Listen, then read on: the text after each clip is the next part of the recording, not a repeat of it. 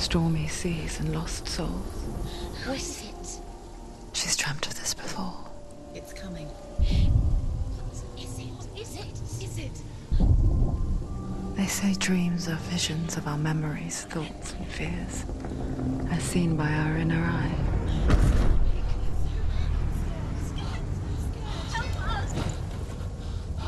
But what if each one of us is always dreaming, even when awake? And we only see what our inner eye creates for us. Is this what hell is? A world shaped by Senua's nightmares. Maybe that's why people fear seeing the world through her eyes. Yes, she's scared. Because if you believe that Senua's reality is twisted, you must accept that yours might be too.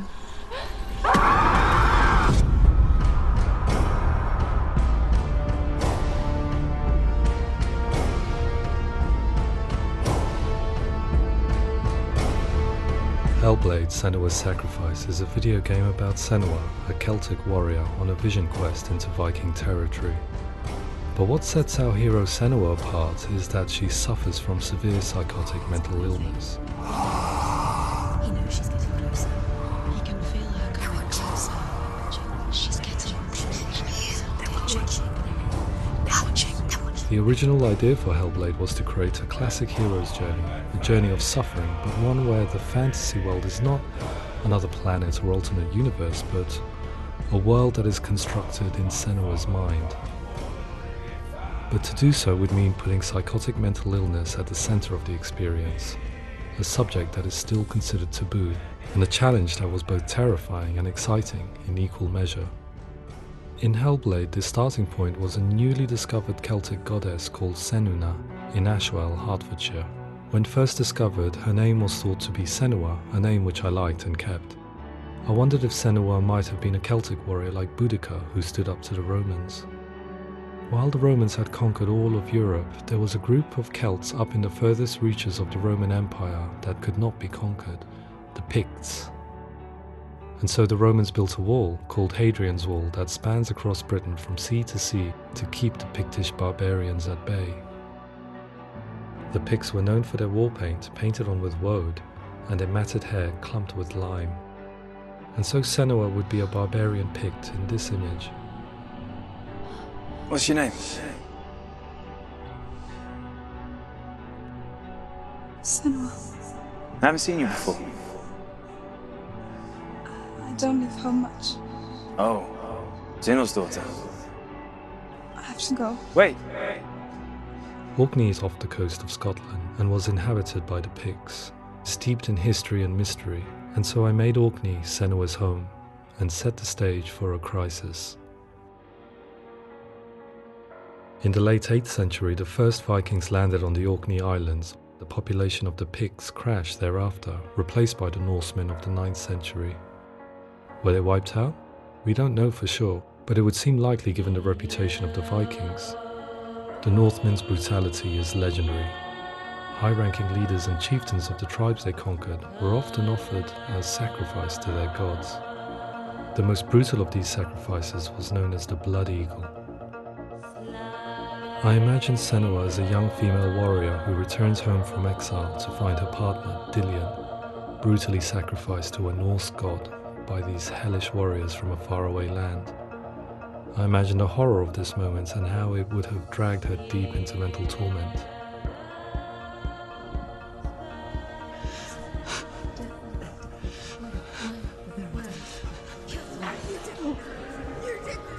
No!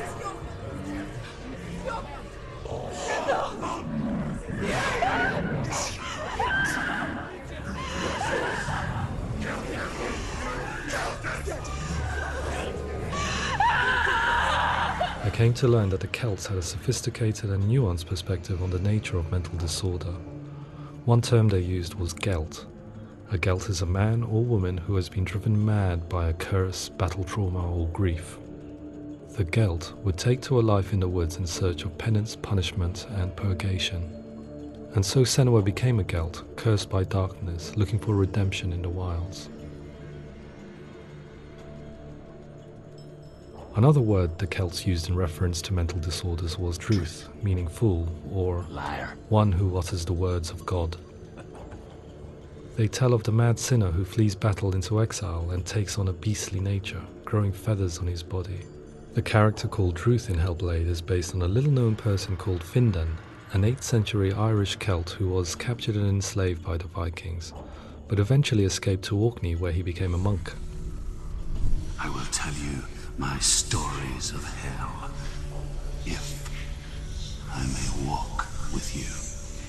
Upon meeting Senua, it would be his stories that fuel her quest deep into their world of gods. The Northmen say the world will come to an end.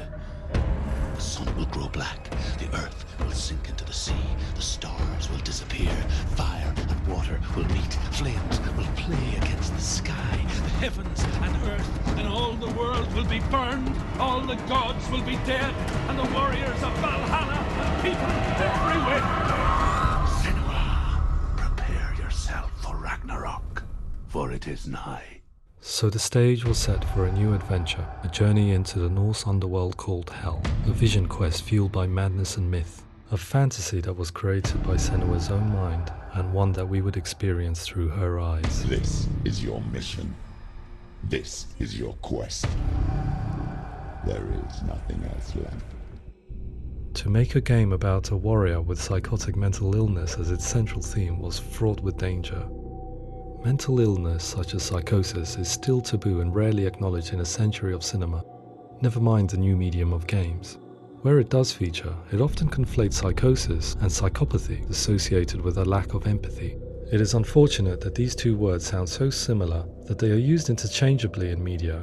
I must admit that I didn't have to look very far to discover my own ignorance of the subject. So we reached out to Paul Fletcher, psychiatrist and professor of health neuroscience at University of Cambridge.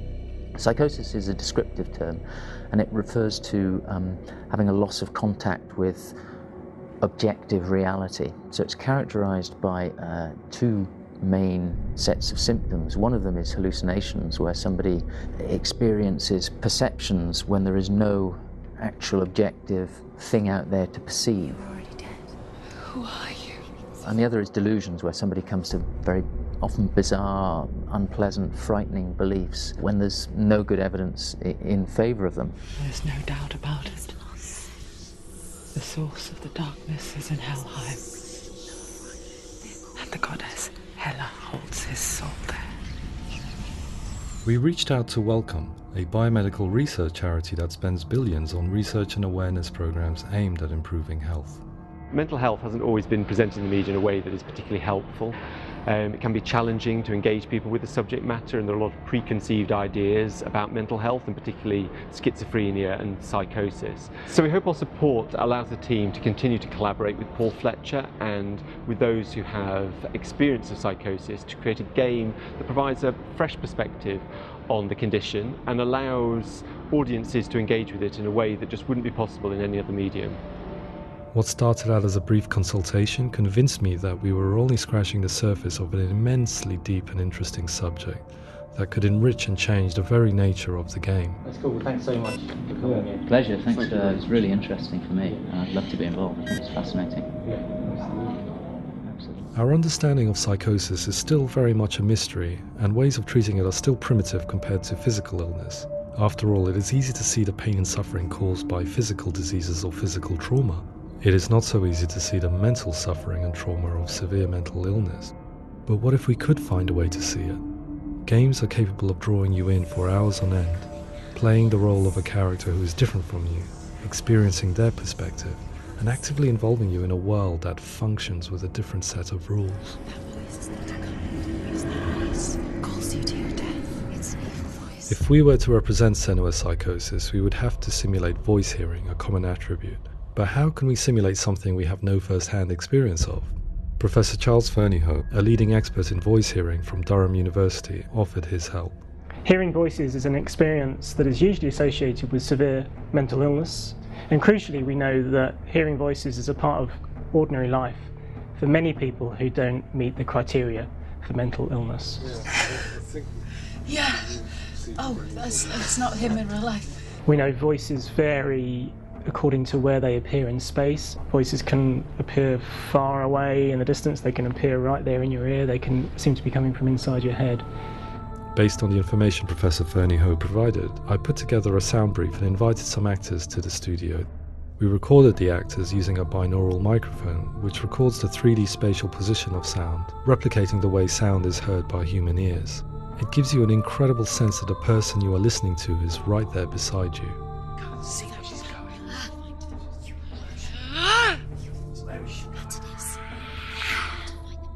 Rachel Waddingham from the Voice Collective came to our studio with 2 young voice hearers to speak to our team. We talked at length about their experiences and they listened to our tests, giving us feedback on how we could improve on it. Everyone hates her. She's cursed. It's very hard to represent what this experience is like, partly because it's such a personal, intense, emotional experience. It's testament to how Ninja Theory have been listening to what the researchers are saying, but also, crucially, listening to the experts by experience. What they've come up with is so compelling. It's by far the best representation I've heard of what these experiences are like.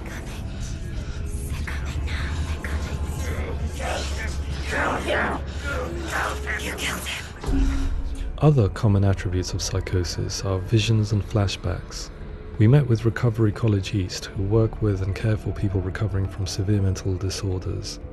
A group of service users gave us their first-hand account of what they experience. Sometimes when the visions or what we're seeing is too much, it becomes more difficult until eventually we perhaps don't see anything. The people we spoke to, the stories they told, were fascinating, harrowing and mind-boggling. The reality of what people experienced was vivid, far exceeding what I could possibly have imagined. We went away itching to represent some of these visions and flashbacks in the game. Hands will know my heart is so, love is so far away. Don't you know how I wanna feel deeper? I could never know how you grow, all these days are killing me.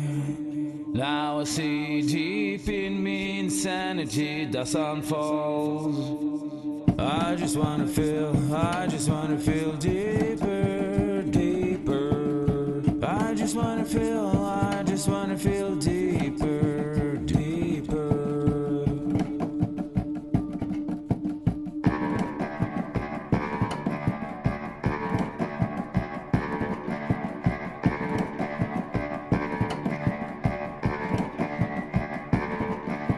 Hands will know my heart is so, love is so far away.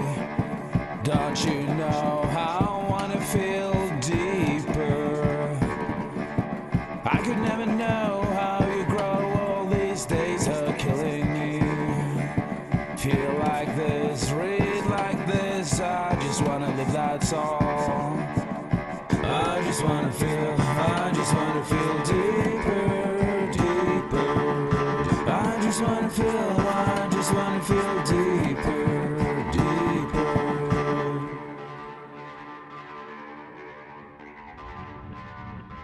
To refine our work, we continue to hold meetings with Recovery College East over the course of a year and a half, showing them what we had achieved so far and refining the in-game representations based on their feedback. With their help, flashbacks, visions and changes in perception were woven into the story and gameplay of Senua. The students that are involved in this project are incredibly excited about being involved. They have described the experience as being important because it values their lived experience and shows that despite what we have been through, all of that experience becomes valid, that actually it's something that we should all be talking about. The experiences described range from beautiful to frightening beyond comprehension. I heard of a girl who has to live with an angry voice screaming at her, slamming on her doors and walls 24 hours a day. I met someone who would often see hanging corpses in a room, so real that she would sometimes try to rescue them. The panic and fear that comes with such visions is entirely understandable, and it can be a living horror for some. Worthless, weak, pathetic. Go on, feel sorry for yourself, because there is no one left to do that for you. I was urged by one fellow that we should not shy away from showing this horror, and so I was perpetually torn in making Hellblade. Had we gone too far with our representations or not far enough? broken, and lost. Just like your sword. Come on.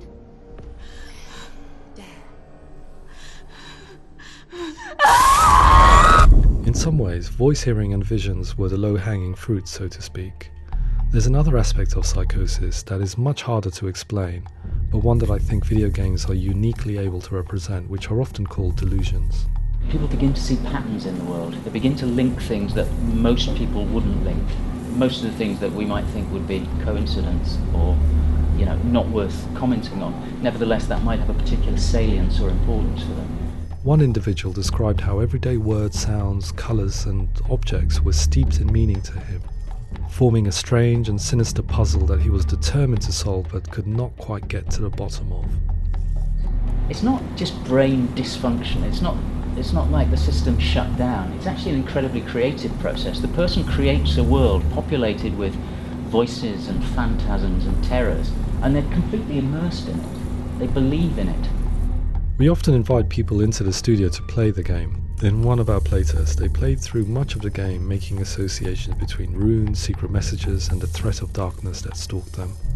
There are many things that happen in the world of Hellblade that make perfect sense within the context of Senua's mind. The dark rot that's killing her slowly from within, the secret runes of the gods that block her path to Helheim, and strange associations that exist in the game to confuse you. To complete Senua's quest, you have to internalize and accept the logic and meaning behind these things to progress. Afterwards, they said that they didn't see much evidence of mental illness in the game. People with delusions of all sorts would argue the same thing, that they are not aware of their experience being abnormal in any way. I need this sword. It's important. Representing perception changes and thinking patterns within Hellblade gives us a set of symptoms common in psychosis. But people with lived experience were keen to emphasize another point, that it is wrong to define a person by their symptoms. Quite often, the illness comes not from the symptoms, but from the stigma, isolation and mistreatment that comes about from the rest of society. They say that I'm cursed. What if they're right? I needed someone to portray Senua, someone who could believably internalize her suffering.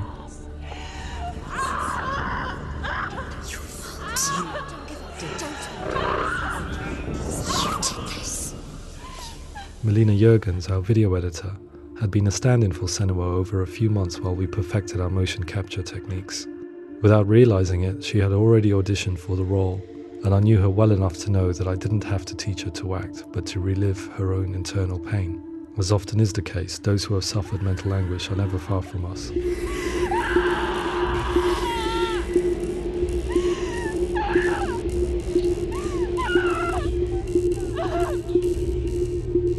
My hope is that by creating a compelling and aspirational character in Senua who feels very much real, albeit in a fantasy setting, we can provide a lens into her reality, a different one to yours, and this is where storytelling comes into play.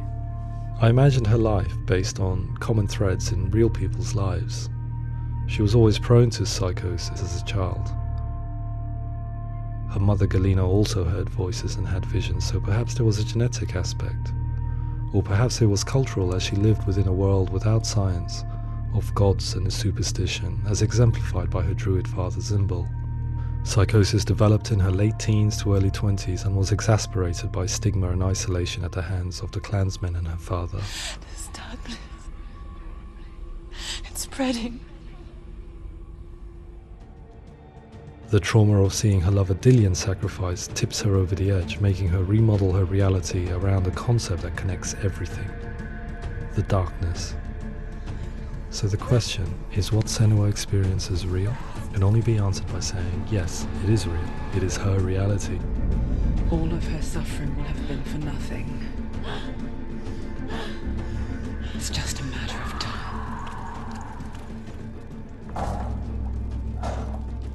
Towards the end of the project, service users and professionals that had collaborated with us were invited to see the near-final game. It was a chance to see if the game had reflected their views or if it had misrepresented them. For me, being involved in especially developing Senua's character has been really important, and being able to bring in my perspective and what I see and what I hear, and having that built into the game has been a real privilege. It's gritty and it's meaty, and there are some tough subjects in there that are being tackled with honesty.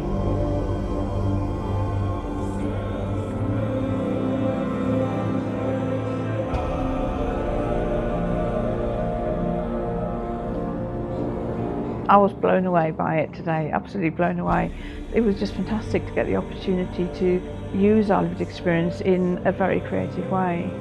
There's nothing tokenistic about the work we've put in. It feels like we've been listened to, things have been taken on board, and I think there was a lot of realism in the game itself, and it feels very authentic.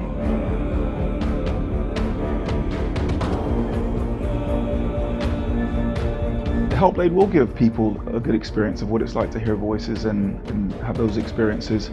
I'm glad that the guys at Ninja Theory have asked us to come along and help them build an experience that's positive when it comes out, and get myself a copy and have a go.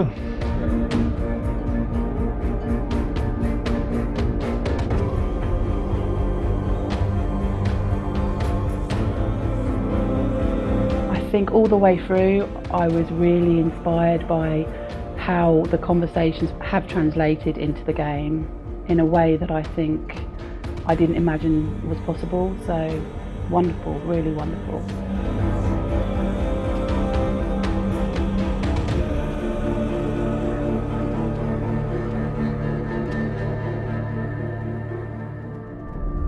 I really hope that others will follow the lead they've set and use the power of something like a video game to change people's perceptions, to increase understanding, and ultimately to make some of the stigma around voice hearing and other experiences go away.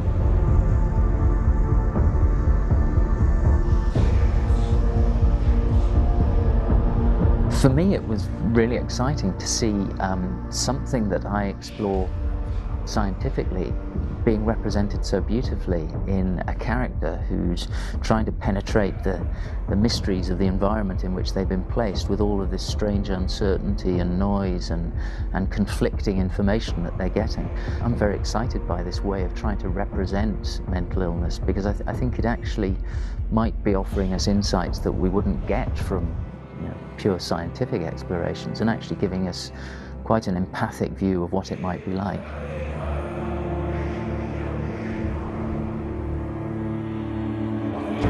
Mental illness has been with us for as long as we have been on this planet, but why? Why hasn't evolution stamped out this weakness from within our gene pool? I often pondered this question until I realized that the question had an inbuilt flaw. It assumes that being and thinking differently is a weakness. The only reason we have computers, spacecraft, medicine, poetry, art, and yes, even video games is because individuals were able to simulate new abstract realities in their minds and share them with the rest of us. We need people to be willing to see differently in order for us to progress and survive as society. And we need to be open to these new ways of seeing. And it is this spirit that motivated me to create Senua's story and share it with you.